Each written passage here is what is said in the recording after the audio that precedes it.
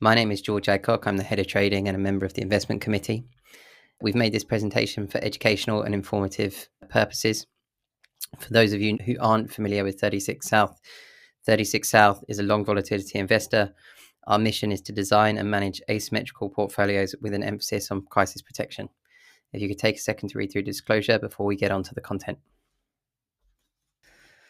When we look through into 2025, the market backdrop's a lot more challenging than where we were at 2024. We've moved to a position where expectations are far higher, and the market now has to kind of grow into those expectations, which means that the kind of skew in probability distribution is kind of the downside surprise is now a lot easier than the upside surprise.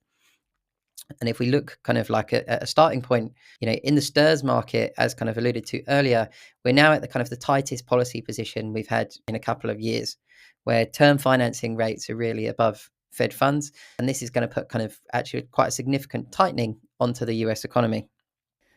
When we think about kind of the effect that this had during 2024, as we had seen kind of rate cuts priced into the surface, that allowed those who were doing term financing to get a kind of preemptive stimulative effect before the Fed cut rates. And that effect really is kind of priced out of the market now. And when you look at kind of where growth expectations are and what the Fed's communication has been, there's a belief that we're close to an equilibrium rate. This removes this kind of STIRS and forward dynamic and the interest rate market as being a supportive factor on the monetary side. If you compare this to kind of positioning and let's say kind of like slightly more growth assets, certain cohorts of the market have got themselves like particularly exposed to things like the stock market. So the below takes the kind of commitment of traders and looks at the asset manager cohort kind of futures length. And you can see that we are at kind of like a multi standard deviation high. Other areas of data, so like the Bank of America Fund Manager Survey, have the cash overweight as the smallest it's ever been. Kind of reflecting this kind of relatively buoyant expectations that the market comes into 2025 with. Another data point that kind of shows kind of some of the extremity of this kind of sentiment shift is when we look at the conference board net number of people expecting where they kind of expect stock prices to be. At 30%, we're at kind of a relative high for the kind of last kind of 30 or 40 years. And the red lines mark when we've had those high. And what we generally see is that the market has to kind of grow into those expectations, or we generally see kind of downside surprises. In the year 2000, we saw a relatively downside surprise. 2004, the market had to kind of grow into those expectations for about a year. 2018 started off kind of the start of kind of a slightly more kind of like volatile period in assets. And, we'll be unclear at this point to show what 2025 says.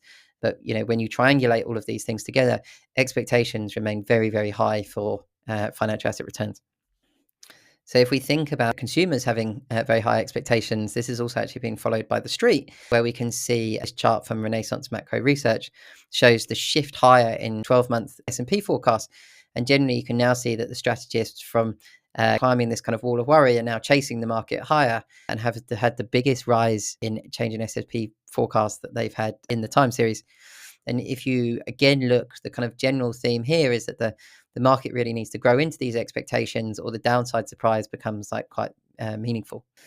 When we take a look at kind of the backdrop of what's kind of driven this recent kind of like, let's say, S&P bull move from 2022 to 2024, there were really kind of like three composite sectors that were leading the recovery. And as I kind of said earlier, that many of the cyclical upside factors you'd have been looking for turn up in the ISM, turn up in certain energy prices, things like that, really haven't turned up.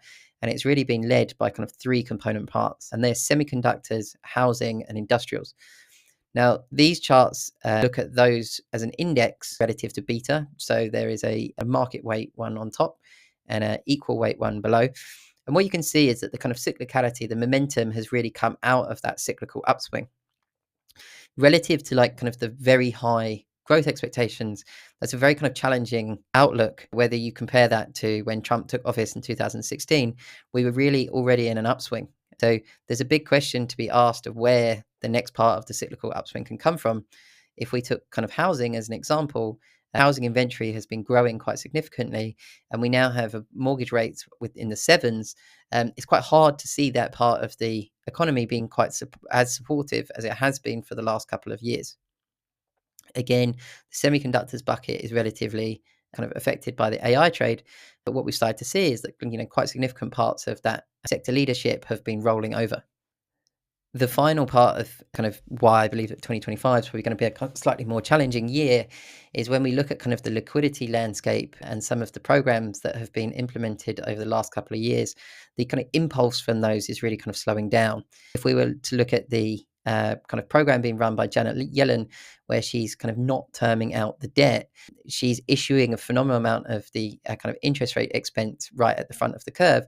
And that has a stimulatory effect for those who need to buy kind of back end bonds. And that is noted under the kind of not YCC column here from Cross Border Capital.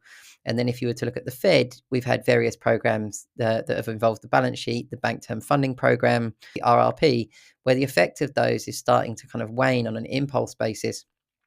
And we're now in a situation where we've had a relatively tight dollar, we've had relatively high interest rates, and we've had recent oil kind of shifts at the start of 2025, where liquidity in the system is tightening and is going to, all things being considered through economic linkages, should start kind of creating a slowing impact on the economy against these like very, very high growth expectations.